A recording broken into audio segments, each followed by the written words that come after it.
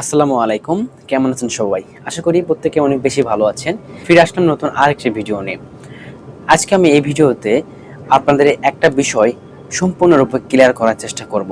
সেটা হচ্ছে যে সবজির দোকানে আপনি কিভাবে সবজি দাম দর করবেন বা দামাদামি করবেন, এরকম প্রায় কতগুলো সহজ এবং খুবই কমন কিছু আপনাদের সামনে ইংরেজি বাক্য নিয়ে হাজির হয়েছে, যেগুলো আপনি প্রতিনিয়ত আপনার সবজির দোকানে গিয়ে এগুলোকে ব্যবহার করতে পারবেন। তো চলুন সময় নষ্ট না করে আমরা ডিরেক্টলি চলে আসি মূল ভিডিওতে। তো আমরা প্রথমে যেটি দেখতে পাচ্ছি যে সবজির দাম কত। আমরা সচরাচর বলে থাকি, ভাই সবজিটির দাম কত বা সবজির দাম কত। এটি আমরা ইংরেজিতে কিভাবে বলবো? এটি আমরা ইংরেজিতে খুবই সহজভাবে বলতে পারি, how much are the vegetables. How much are the vegetables easily.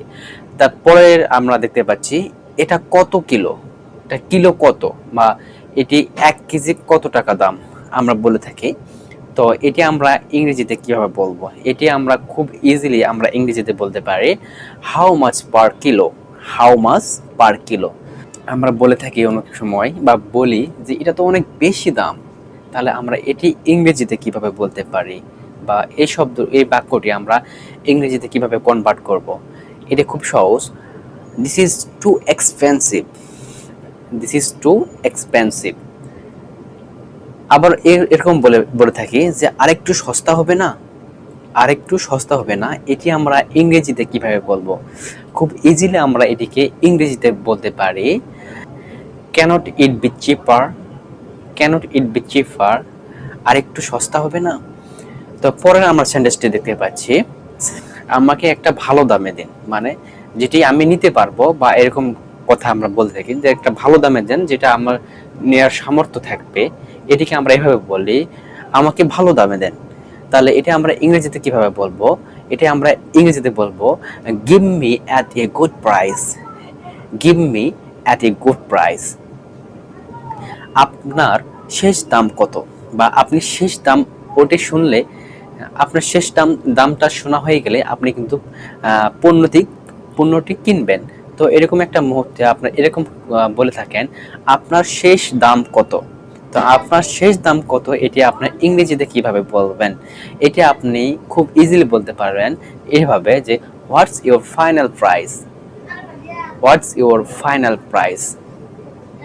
খুব easily what's your final price, মানে আপনার শেষ দাম। এরকম আমরা বলে থাকি যে আমি বেশি নেব, দাম একটু কমান। আমি বেশি নেব, দাম কমান।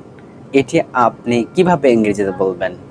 এটি খুবই ইজিলি বলতে পারবেন এভাবে, I will buy more. I will buy more, so reduce the price. So reduce the price. I will buy more, so reduce the price. আমাকে ঠকাবেন না। আমরা এটা কিন্তু বলে থাকি যে আমাকে ঠকাবেন না। এটি আপনার ইংরেজিতে কিভাবে বলতে পারেন? তো আমাকে ঠকাবেন না এটি আমরা সহজভাবে বলতে পারি এভাবে, এরকম ভাবে যে ডোন্ট চিট মি। খুব ইজি, ডোন্ট চিট মি, আমাকে ঠকাবেন না। সে আপনি একটা দোকান থেকে কিনেন, কিন্তু ওই দোকানে আপনার প্রাইসটা বেশি চাচ্ছে, কিন্তু আপনি এটা বুঝাতে চাচ্ছেন যে আমি এখানে প্রতিদিনই কিনি। তাহলে এটি আপনি কিভাবে বলবেন? আমি প্রতিদিন এখান থেকে কিনি। তাহলে এটা আপনি বলতে পারেন এইভাবে, I buy from here every day. I buy from here every day. আমি প্রতিদিনই এখান থেকে কিনি দিতে পারেন। তো আমি আপনাদেরকে কিছু গুরুত্বপূর্ণ শব্দ বা গুরুত্বপূর্ণ কিছু সেন্টেন্সের সাথে পরিচয় করে দিলাম। এগুলো কিন্তু আপনার যে কোনো জায়গাতে আপনি কিন্তু ব্যবহার করতে পারেন, সেটা হোক বাজারে, সেটা হোক মুদির দোকানে, সেটা হোক আপনার ফেরিওয়ালার কাছে, ইত্যাদি বিভিন্ন মানুষের কাছে। এগুলো কিন্তু আমরা প্রতিনিয়ত কিন্তু আমরা ব্যবহার করে থাকি।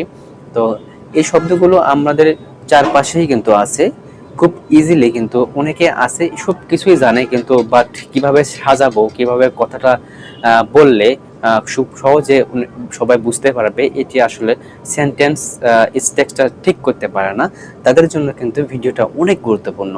তাই ভিডিওটি যদি ভালো লেগে থাকে তাহলে অবশ্যই ভিডিওটি ইচ্ছা করলে আপনি ডাউনলোড করে রাখতে পারেন, অথবা আপনি চাইলে এটিকে আমার চ্যানেলে সাবস্ক্রাইব করে বারবার আপনি কি এটা কিন্তু দেখতে পাচ্ছেন। তো দেখা হবে অন্য কোনো নতুন ভিডিও নিয়ে, এবং এরকম ভিডিও পেতে চাইলে অবশ্যই আমার চ্যানেলটিকে সাবস্ক্রাইব করুন, আর পাশে থাকা বেল আইকনটি অন করে রাখবেন, যাতে আমার নতুন ভিডিও আসলে আপনার কাছে সঙ্গে সঙ্গে নোটিফিকেশন চলে যায়।